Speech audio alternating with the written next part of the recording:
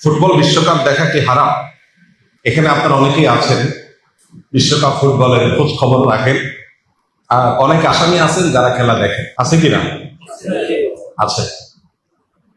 এই সমস্ত খেলাধুলা, এই সমস্ত ইভেন্ট গুলো দেখা, ফলো আপ করা, এটা কি হারাম নাকি হালাল? এর চাইতে বেশি প্রাসঙ্গিক প্রশ্ন হলো, একজন আখেরাতে বিশ্বাসী ইমানদারের সাথে এগুলো যায় কি? খেলা তামাশা এর মানে হলো সিরিয়াস কোনো বিষয়, অথচ সেই জিনিসটা আমাদের জীবনে এখন অত্যন্ত সিরিয়াস, অত্যন্ত গুরুত্বপূর্ণ বিষয়ে পরিণত হয়েছে। কতটা সিরিয়াস, কতটা গুরুত্বপূর্ণ? এটাকে ঘিরে আত্মহত্যার ঘটনা ঘটে, এটাকে ঘিরে মারামারির ঘটনা ঘটে, এটাকে ঘিরে যে উন্মাদনা হয়, সে উন্মাদনাগুলো এতটা ভয়াবহ আকার ধারণ করেছে যে 2022 সালে কাতার বিশ্বকাপে ব্যয় হয়েছে 220 বিলিয়ন ইউএস ডলার। কত? 220 বিলিয়ন ডলার খরচ হয়েছে 2022-এর বিশ্বকাপে। গোটা পৃথিবীতে যত মানুষ ক্ষুধার্ত থাকে, সে মানুষের সংখ্যা 82,80,00,000। এই মানুষগুলো ক্ষুধার্ত থাকে, খাবারের অভাবে কষ্ট করে। বিশ্ব খাদ্য সংস্থার নির্বাহী পরিচালক ডেভিড বিসলি তিনি বলেছেন, প্রতি বছর যে 82,80,00,000 মানুষ ক্ষুধার্ত থাকে, এদের খাবারের ব্যবস্থা করা যায় 40 বিলিয়ন ডলার হলে এক বছরে খাবারের ব্যবস্থা করা যায়। তাহলে একটি বিশ্বকাপ ফুটবল আসরের টাকা দিয়ে গোটা পৃথিবীর মানুষের 5-6 বছরের ক্ষুধার্ত মানুষের ক্ষুধা নিবারণ করা সম্ভব। অর্থাৎ গোটা পৃথিবীতে একটা মানুষও ক্ষুধার্ত থাকবে না, সেই ব্যবস্থা করা সম্ভব শুধুমাত্র একটি আসরের টাকা দিয়ে 5 থেকে 6 বছর। এবং 2030-এর মধ্যে গোটা পৃথিবীকে ক্ষুধামুক্ত করা সম্ভব। এই 82 কোটি মানুষের সম্পূর্ণ খাদ্যের স্থায়ী ব্যবস্থা করা সম্ভব যদি শুধুমাত্র একটি ফুটবল বিশ্বকাপ আসরের টাকা দিয়ে দেওয়া হয়। নাম দিয়েছি যেটার খেলা তামাশা, খেল তামাশা, ওইটা এতটা সিরিয়াস যে সেটার জন্য যে টাকা খরচ করা হয় তা দিয়ে বিশ্বের মানুষের ক্ষুধা নিবারণ করা সম্ভব। প্রিয় ভাইরা আমার, এই উন্মাদনা আমাদের দেশকে যে পরিমাণ গ্রাস করছে, খেলছে একজন, জিতলেও সে পুরস্কার পাবে, টাকা পাবে, হারলেও সে পুরস্কার পাবে, টাকা পাবে। আমার জিতও নাই, হারও নাই, কিন্তু আমি লাফাচ্ছি, আমি সিরিয়াস হয়ে যাচ্ছি, আমি হার্ট হয়ে যাচ্ছি। এর চেয়ে বড় হাস্যকর, এর চেয়ে বড় দুর্ভাগ্যজনক, এর চেয়ে বড় অযৌক্তিক কাজ পৃথিবীতে আর কি? পৃথিবী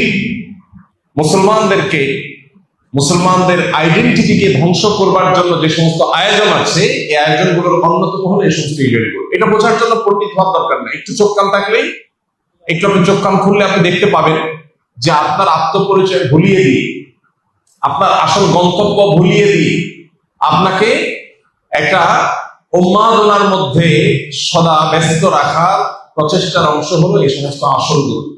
একজন মুসলমান এগুলোর সাথে ইনভলভ হতে পারে না।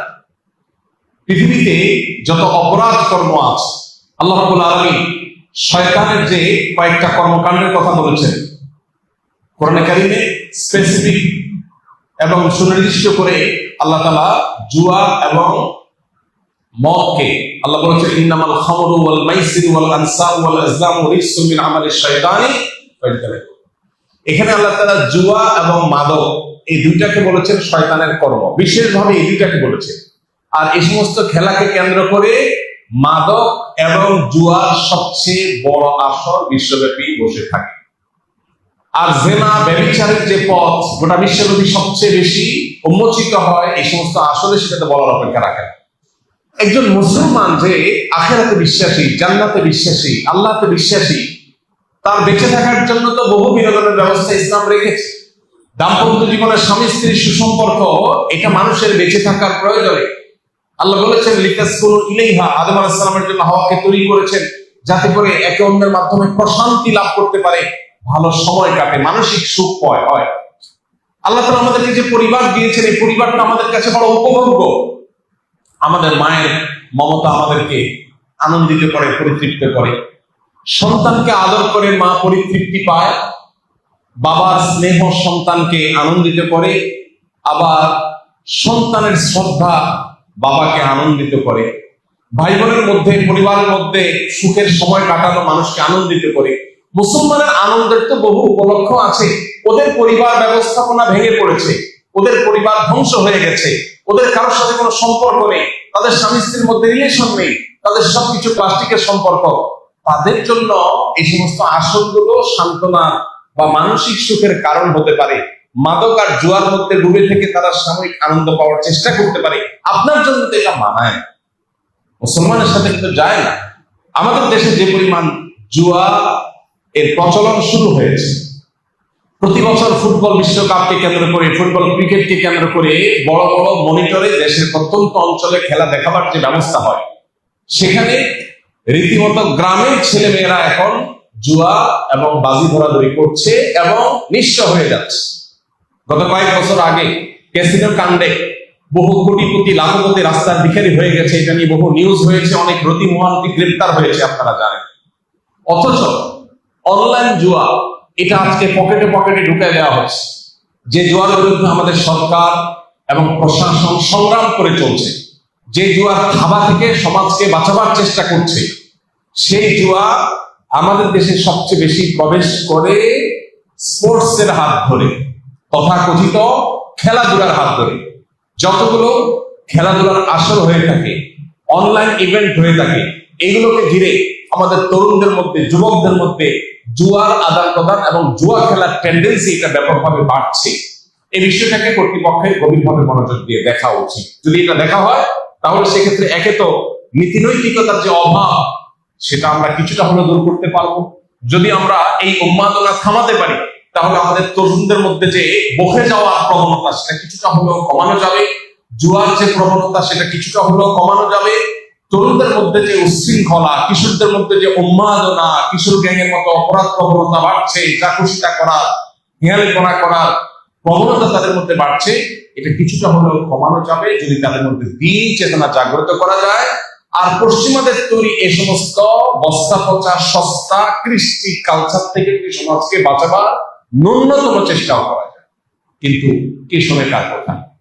দুর্ভাগ্যজনক বিষয়, অনেক নামাজি কালামী মানুষ এই সমস্ত খেলাধুলার খোঁজ খবর রাখে। ভাইরা আমার, আমরা আসুন তওবা করি, আল্লাহর কাছে জবাবদিহি করতে হবে। কোরআনে কারীম সূরা মুমিনুন 18 নম্বর পারার প্রথম সূরা, আল্লাহ তাআলা এই সূরাতে বলেছেন, জান্নাতুল ফিরদাউসের অধিকারী হবে যে মানুষেরা, যারা আল্লাহর কাছে কিয়ামতের দিন সফল ঈমানদার হিসাবে উঠবে, সার্থক মুমিন হিসাবে আল্লাহর সামনে হাজির হবে। তাদের বৈশিষ্ট্য হলো ওয়াল্লাযীনা হুম আনিল লাগবি মুরিদুন, যারা অহেতুক ক্রিয়াকর্ম থেকে বেঁচে থাকবে। নবীজি সাল্লাল্লাহু আলাইহি ওয়াসাল্লাম বলেছেন, মিন হুসনি ইসলামিল মারই তারকুহু মা লা ইয়ানি, একজন মানুষের ইসলাম সুন্দর হবে যখন সে অহেতুক অনর্থক কাজ পরিহার করবে। অনর্থক কাজ করে সে কখনো ভালো মুসলমান হতে পারে না। এই জন্য ভাই, খেলাধুলা যেটা আমার পার্থিব কোনো উপকার বয়ে আনছে না, আখিরাতের কোনো উপকার তো নাই, এরকম একটা অহেতুক কাজের পেছনে শত সহস্র হাজার হাজার ঘন্টা বরবাদ করা, এই উন্মাদনার পেছনে লক্ষ লক্ষ কর্মঘন্টা ধ্বংস করা, আমাদের শিক্ষা, আমাদের কর্ম, আমাদের অর্থনীতি, আমাদের সবকিছুর জন্য যেটা ধ্বংসাত্মক, যেটা আপাত দৃষ্টিতে কোনো উপকারিতা নেই বললে চলে, এরকম একটা উন্মাদনার পেছনে একটা জাতির বড় অংশ ঝাঁপিয়ে পড়বে, সে দুর্ভাগ্যজনক বিষয় কিছুই না। এই জন্য এটা থেকে ফেরাবার জন্য সেরকম সত্যিকারের দেশপ্রেমিক, সত্যিকারের উম্মাহ প্রেমিক, সত্যিকারের দেশের মানুষের কল্যাণ চায়, এরকম মানুষ আমাদের সমাজে খুব বেশি নেই। আল্লাহ তাআলা সেই মানুষগুলোকে তাদের কাজটা করার তৌফিক দান করুন। আমরা ইনশাআল্লাহ এই সমস্ত উন্মাদনা, এই সমস্ত পাগলামো, এগুলো থেকে বেঁচে থাকার চেষ্টা করবো। আল্লাহ আমাদের সবাইকে তৌফিক দান।